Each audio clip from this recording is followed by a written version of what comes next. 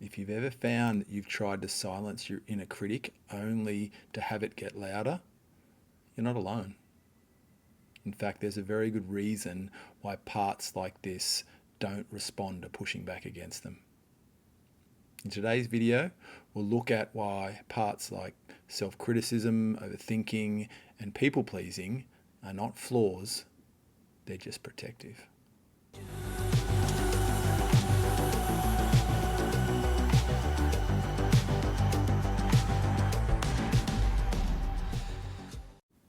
There's a common misconception that personal growth and personal development involves finding the defective parts of our personalities and eliminating them.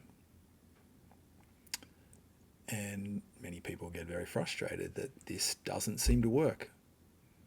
No matter how much understanding we have of ourselves, no matter how much we get to the root of where a certain aspect of our personality formed by doing some kind of complex self-analysis, it doesn't mean that this results in that aspect or that part being eliminated. And that's because it's impossible. That's not what personal growth or development is about, or spiritual growth is all about. In fact, it's very different to that. It's all about understanding that these aspects of your psyche, of your personality, form for a very good reason to protect you. And that's particularly true for the very early stages of our development, when we were much more vulnerable, particularly between the ages of 0 and 7, before beta brainwave activity has come online and we are able to start to process things in a more analytical way. In these early phases in particular, we needed a set of strategies in order to emotionally survive the world. We needed strategies to physically survive the world as well. So learning not to put your hand in a fire or touch an oven or walk out in front of a car, jump in the deep end if you don't know how to swim. Yes, those beliefs were necessary, or those rules were necessary to be embedded early on to keep us physically safe. But we also needed a set of rules or an operating system, so to speak, in order to keep us emotionally safe. Because if we think about it this way, if we were to be outcast from our tribe, in modern Western world, our tribe is our family. In our ancestors, our tribe literally was a village or a tribe. And if you were to be outcast from that tribe before the age of, say, 7, you would die. So our survival very much depended upon connecting with those around us, creating a sense of belonging, being emotionally connected to others. And so we're very much hardwired to pick up a set of strategies early on in life to keep us connected to others, or at the very least under the radar, so that we don't draw attack or rejection by others. And it's no different for the modern human being. We're doing the exact same thing. Yes, if we got kicked out of our families before the age of 7, as adults we know that a service would come in or a relative would come in and look after us. But in those early years, we don't know that. And we just are observing and absorbing these rules and these strategies to stay safe. Now, it doesn't end at the age of 7 either. Personality is still forming right through teen years up into mid-20s, where neuroplasticity starts to slow down. So it's not that our personalities are fixed by the age of 7, but certainly some of these very core entrenched belief patterns or parts of us have already well and truly formed by then. And so to expect to come along later in life and have this sense of awareness, have this epiphany that, oh, that's the way, or that's the reason I'm the way I am, and that magically changes everything, or that through using analysis or brute force that we'll be able to get these parts to disappear. Even mindfulness, being able to catch these parts of ourselves every time they present and cut them off at the pass, so to speak, very unrealistic. That requires us being mindful pretty much every second of the day. It's not going to happen unless you maybe are a Buddhist monk and you get to do that all day, every day, practice mindfulness. For most of us, that's not the way we live, and it's not realistic. And there's another way. And so what is counterintuitive to a lot of people is to actually go towards these parts, get to know them, befriend them, and this is where things can really start to change. That pushing these protective parts away, cursing them, wishing they weren't there, it doesn't work. In fact, they just find ways to come back, even stronger when our conscious defenses are down. So really, we're missing the mark if we think we're going to delete aspects of our personality through awareness or through force.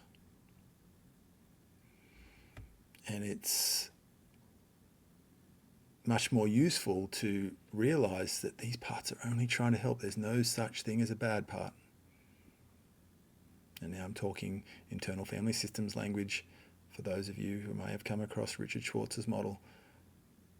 There's no such thing as a bad part when we're talking about these protective parts of us that are just doing a job that they learned to do.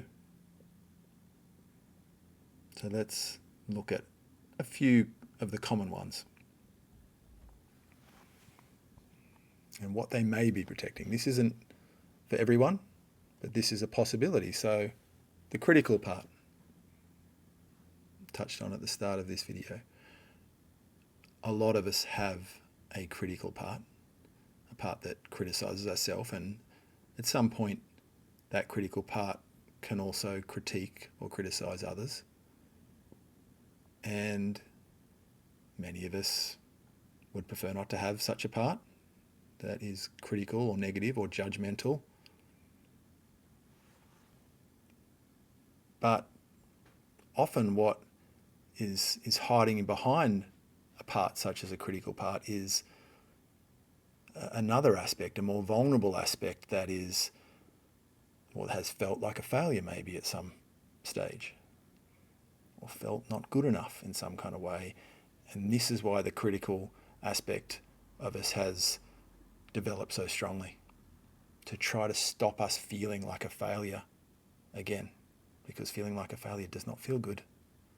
And so we learn that strategy to be harsh on ourselves and potentially others as a way of trying to improve and constantly get better. But the intention's not bad. The intention is just to make us better and to avoid feeling like a failure, even though that inner voice or outer voice can be quite harsh at times. But the intention is not bad. There's no bad intention behind that part. It thinks it's doing you a favour. Same with the overthinking part, or an analytical part. An analytical part that gets a bit overboard, overactive. Again, we can curse ourselves and try to force that part that likes to think a lot to quiet down and to shut up, to meditate and silence the mind, so this part goes away. Again, it's very unlikely that that will work. And an example of what an overthinking part might be trying to protect us from is a fear of the unknown. So I certainly have had to work with a part like this in constantly looking to unpack what could be a reason for someone's behaviour or something that I don't have an answer for. This kind of part loves just to keep going and going and going. Fear of the unknown, in fact, for our ancestors, again, could have been a real threat. If we didn't know what that silhouette over on the horizon was, and it happened to be a lion that was coming to get us, then treating that unknown silhouette as a threat was a good idea. Treating that berry that we haven't seen before on the tree that may or may not be poisonous was a good idea. And so again, it's understandable that we have a propensity or a tendency to easily go into wanting to make the unknown known, because on some level we believe that unknown could be a real threat, even though the majority of the time it isn't. Another common part as a protector is the people pleaser. Again, we might be tempted to see that as a flaw in the personality and curse it and try to stomp it out. But often that people-pleasing part is just trying to protect something more vulnerable underneath, a part that feels unloved, a part that feels unworthy, maybe even fear of rejection. Because again, if we were rejected in our early life, that felt a lot more dangerous than maybe what it does for us as an adult. And that's what's going on with all these parts. These protectors are just using strategies that were learnt at an earlier stage of life that are no longer productive or no longer effective. But it's not about jolting these parts into the present and forcing them to wake up to the current reality. There's a much gentler process to help these parts update. And internal family systems therapy does a great job in offering that. And so I would like to offer you a little sample of that now. Maybe taking a little moment to connect with one of your protective parts. It may be one of the three that I just outlined, or perhaps a passive part, a controlling part, an avoidant part, an achieving or competitive part. So have a think about one of those right now for you. An aspect of your personality that you would like to work on or understand a bit better.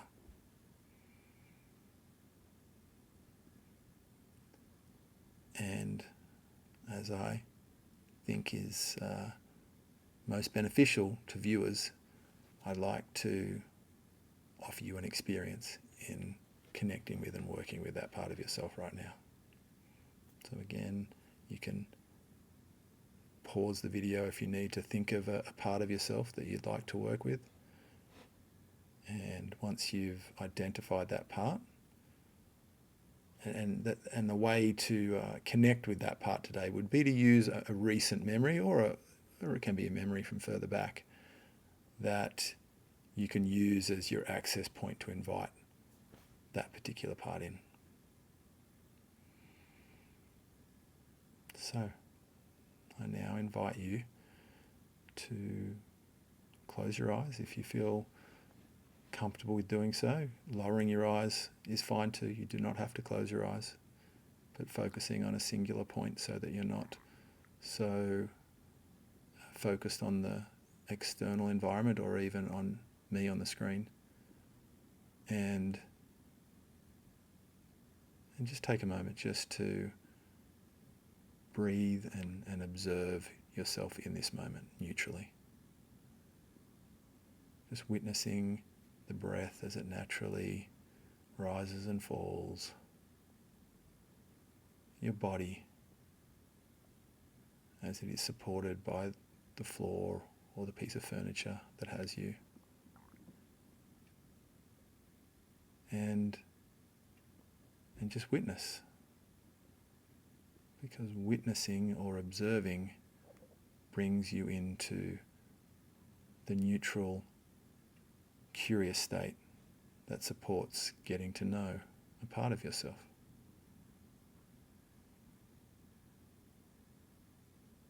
And now, take yourself to that memory.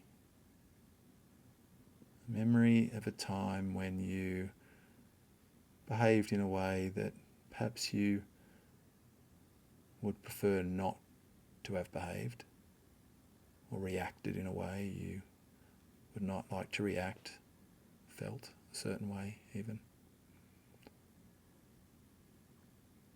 And just allow yourself to just settle into that memory again. Where you fell into people pleasing or self-criticism or withdrawal or passivity or something else. And notice what happens in your body to start with.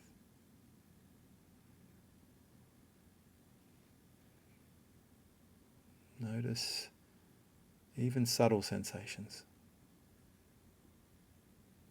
They don't have to be strong.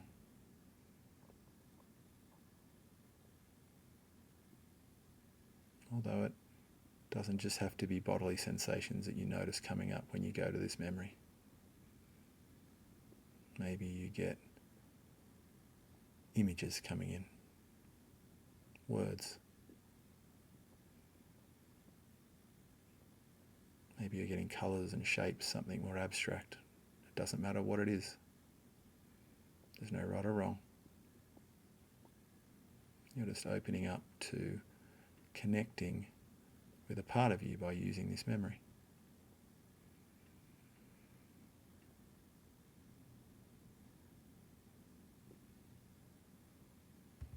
And you may not even get the part that you thought was going to come forward. For example, if you're trying to invite in the people pleaser part, you may find that the part that's critical of the people pleaser decides to come in first. You may get a part that's the polar opposite of the one, or an opposing part to the one that you thought would come forward. You may even feel like there's a blankness, there's nothing, but nothing is something. The blankness is a protector also. And just stay curious, stay neutral.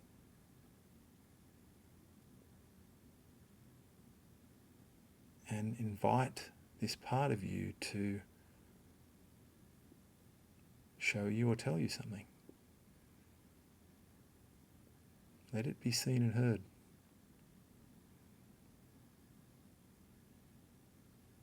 Even if what it says doesn't make complete sense, it doesn't matter. Just allow it.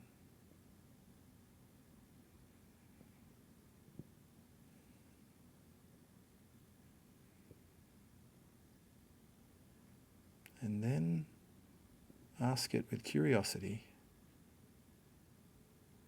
what is your role? What is your job? Help me understand.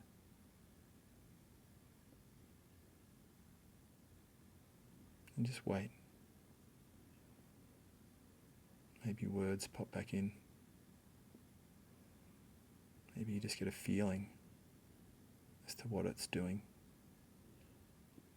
Might be an image that gives you a clue as to what its job is. Trust in whatever comes up.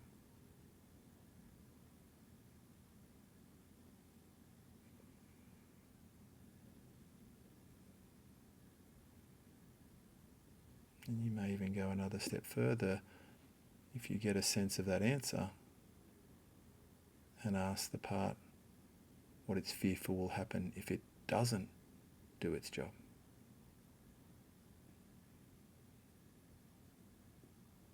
This may open up an even deeper understanding of what the part is trying to protect you from.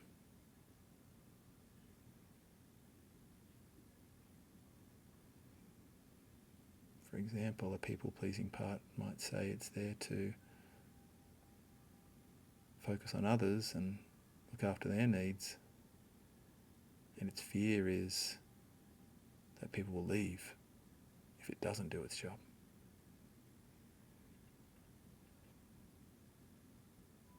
Again, it doesn't matter if it doesn't make complete sense. See that there is a pure intention underneath the part.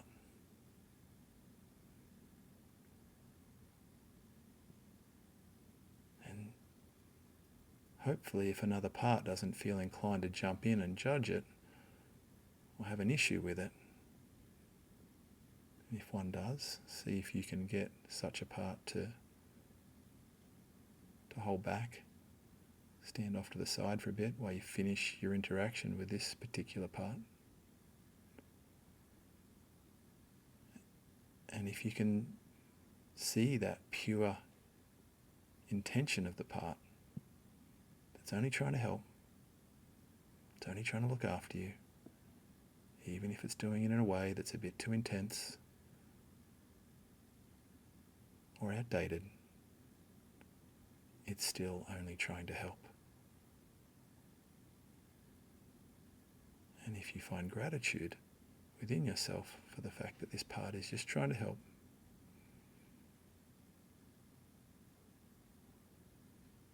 express it to it now. Let it feel your gratitude.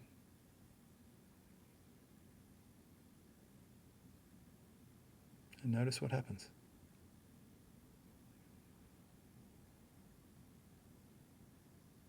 You may feel the part softening.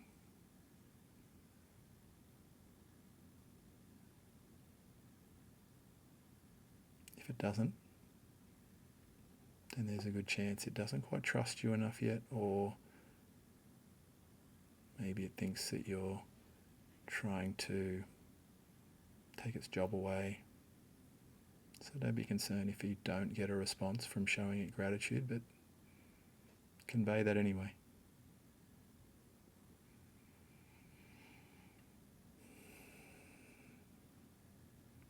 And know that you've just created a connection with a part of yourself.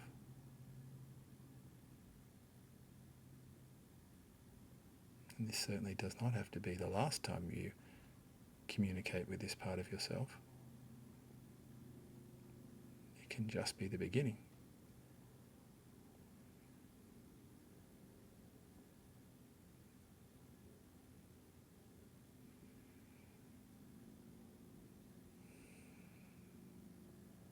Now start to bring your awareness back to where you are in time and space, feeling yourself in the environment you're in. Hopefully having found a little moment of connection there, but if not, that's okay. You can try again another time. And coming back into the space and opening your eyes if they were closed. So that's a little sample of how IFS, how internal family systems, approaches working with these protective parts of ourselves. The first step that is key to bringing more balance and softening around these protective parts is to find the pure intention underneath the part and showing it that gratitude or that appreciation for what it's trying to do. If some of you had trouble doing that, maybe it was because another part came in to judge it and decided it wasn't doing a good job or it was too over the top, etc. So that is common, that you don't necessarily just get the one part coming in and something else came in to kind of critique it and say, yeah, but you're a bit over the top, or you're not doing your job very well, or you're causing more stress, etc., etc. In which case, time would need to be spent with the part that interrupted and get to know its job, and hopefully get it to realise that its approach of attacking the part that you tried to work with doesn't quite get the result. And then it might be more willing to sit back while you connect with the part again. A metaphor that I came up with that can also help with this, I find can help with this idea of finding the pure intention underneath every part, is the metaphor of a little child that is trying to do a favour for an adult. So let's say this child is only 2 or 3 years old, and they just say to you, or think to themselves, I should say, that they want to clean the kitchen for you. Now, this child might have no idea how to clean a kitchen, but they know that shampoo and conditioner is something that you clean your body with, so let's try and clean the kitchen with that. They bring out the shampoo and conditioner, spray it all over the kitchen, wipe it everywhere, finish the job. They think they've done a great job, look up at you and go, look, I cleaned the kitchen for you, with this proud smile on their face. Now, they haven't cleaned the kitchen, they've made it a mess. But the intention behind that little child's behaviour was to help. And if you're able to see that in that moment, you wouldn't scold them. You would be grateful for the thought and the attempt. That is the type of thing we're seeking to bring to our protectors. Gratitude because the intention is good, not necessarily the results. The results obviously can be problematic, outdated, over the top, etc. Not the outcome, the intention. So, in conclusion, your protective parts are not your enemies. They cannot be overpowered, they cannot be deleted, they're not supposed to be deleted. They are there for a reason, and they can be brought into balance with the right attitude of understanding and compassion. And when the connection with your protective parts is formed, that relationship can bring about the softening that you're after, not through force, but through connection and relationship. Thank you.